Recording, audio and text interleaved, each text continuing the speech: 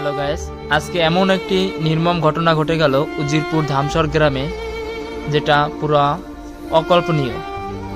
দুর্বৃত্তরা কোথা থেকে এসে যেন আগুন লাগিয়ে দিল একটি জলজান্ত বাড়িতে। দেখুন গাইস, আজকের অবস্থাটা, যে মানুষ কতটা নির্মম হলে, নির্মম এবং নিম্নমানের চিন্তাভাবনা হলে এই দিনের বেলায় আগুন লাগাতে পারে কারো ঘরে। দেখুন, সব কিছু পুড়ে গেছে, ঘরটার অর্ধেক প্রায় জ্বলে গেছে। দেখুন কিভাবে আগুনটা লাগিয়েছে। দুর্বৃত্তরা পেট্রোল মেরে তারপর এই ঘরটিকে জ্বালিয়ে দিয়েছে। চারপাশ থেকে পেট্রোল দিয়ে তারপর জ্বালিয়ে দিল এই ঘরটি। দেখুন, এটি হচ্ছে উজিরপুর ধামসর গ্রামে। এটা একটা মর্মান্তিক ঘটনা। এই উজিরপুরের জন্য দুঃখজনক এবং লজ্জাজনক ব্যাপার যে দিনের বেলা 11টা নাগাদ যে এই ঘটনাটা ঘটেছে।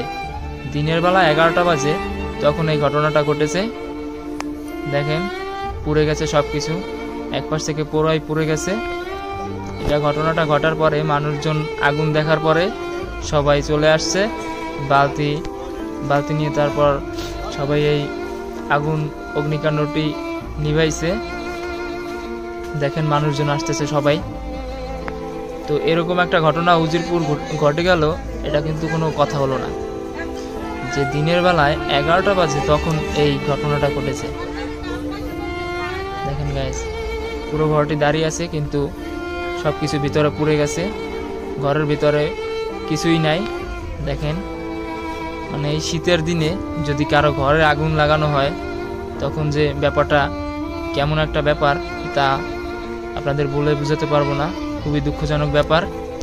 বাড়িতে লোক না থাকার কারণে, ঘর তালাবদ্ধ অবস্থায় থাকার কারণে দেখুন যে কিভাবে এই ঘরটিকে আগুন লাগিয়ে দিয়েছে।